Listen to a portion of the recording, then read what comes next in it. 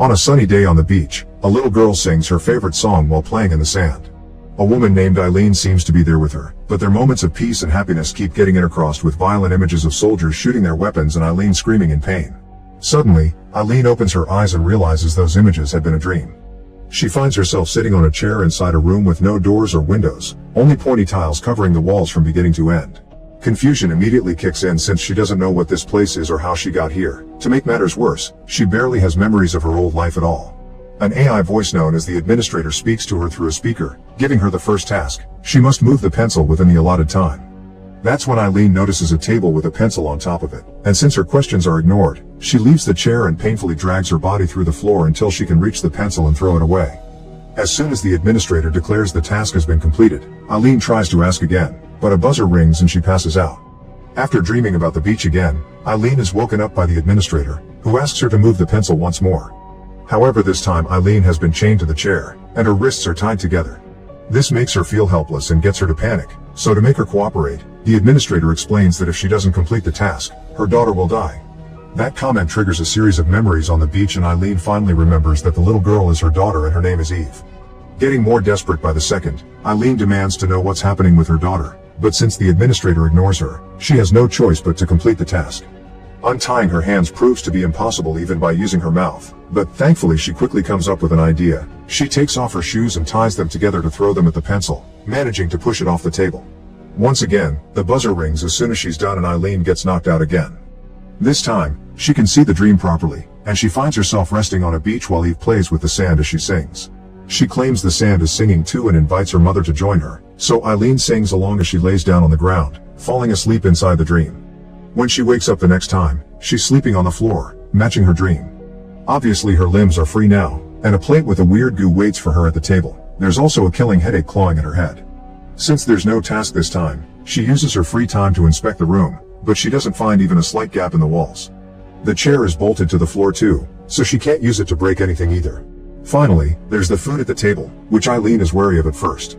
But as soon as she tastes it, she realizes it's delicious and finishes it in seconds.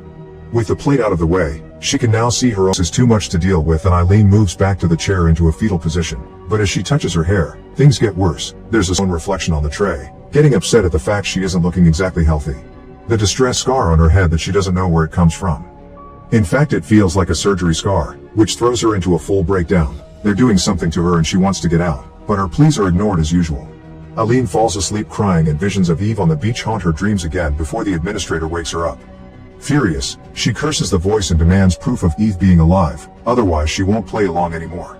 The administrator allows Eve to speak, saying she's scared and that she wants her mommy, but it only lasts a few seconds and immediately Eileen is asked to go back to her task. This time there's an unbreakable glass panel between her and the table, causing Eileen to quickly grow anxious. Pushing it doesn't work, and she can't use the chair because it's still bolted to the floor, so Eileen uses her own body instead. Throwing herself against the panel only causes her to get hurt though, and a desperate Eileen begins hitting the panel as she begs for answers and orders the pencil to move. Shockingly, the pencil does exactly that, falling off the table on its own. Before she can register what happened, the buzzer knocks her out again. Another dream on the beach begins and this time, Eileen finds herself with a bleeding gash on her forehead. Eve invites her mother to make sandcastles with her, but as soon as the activity begins, a male voice calls Eileen's name as he touches her shoulder. When Eileen wakes up this time, she's chained to the chair again, the gash is on her real forehead, and there's a man on the floor that knows her name. He tries to come closer, making Eileen freak out and push him away because she thinks he's one of her captors, but the man soon introduces himself. This is her husband Roger, and hearing that name helps her remember him, even if it's just flashes of him on the beach as well. Eileen explains she doesn't remember anything and in return, Roger admits he doesn't know how he ended up here either. Eileen also tells him about the tests and the fact these people have their daughter, causing Roger to freak out too, but their argument is interrupted when the administrator announces the beginning of another task. The pencil must be broken. Just like it happened to Eileen, all of Roger's questions and pleas are ignored, so the couple starts arguing again over how to proceed. Roger isn't tied up and grabs the pencil with no issue, but an alarm begins ringing to scold him for it since Eileen is the only one allowed to complete the task. The pencil is returned to the table, but Roger isn't considerate and instead of helping Eileen think, he keeps yelling at her. This builds up Eileen's fury and when she yells back at him to make him shut up, the pencil floats up and breaks in two. Roger is in shock, and he notices Eileen's ears are bleeding before the buzzer knocks her out. The beach dream includes Roger singing along with Eve this time. When Eileen wakes up, there's food for both of them, and her husband is doing the same pointless search for a gap around the room.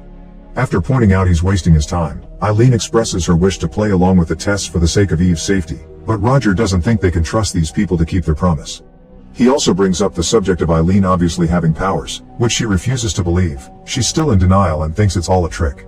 To prove his point, he mentions all the times things broke around the house when they fought, triggering another memory in Eileen's mind. They fought at the beach too.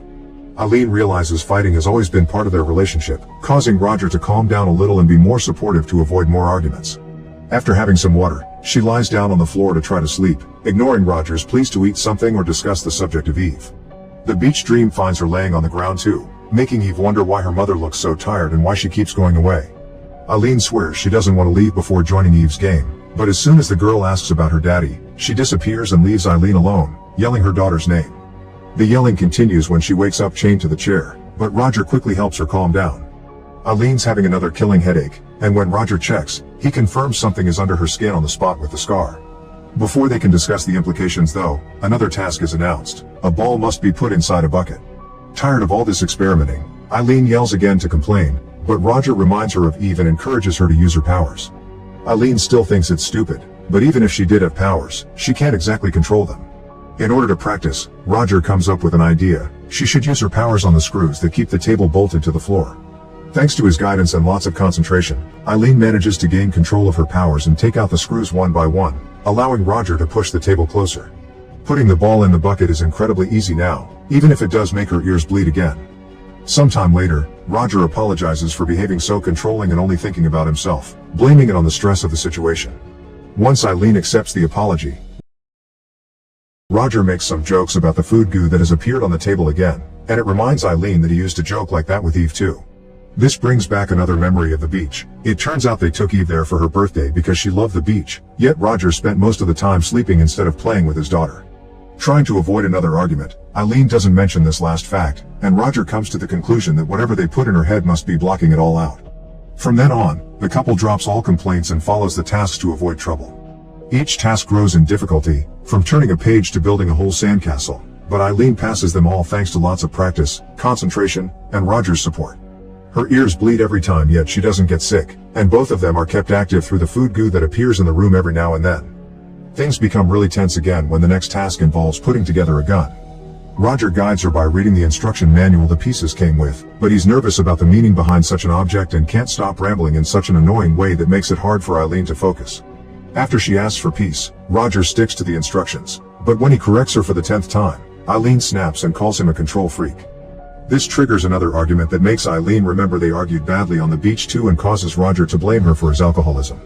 He realizes what he said as soon as the words leave his mouth and tries to apologize, but Eileen won't take it. This happened a lot in the past. He would freak out and insult her to then promise to never do it again, yet that promise was never kept.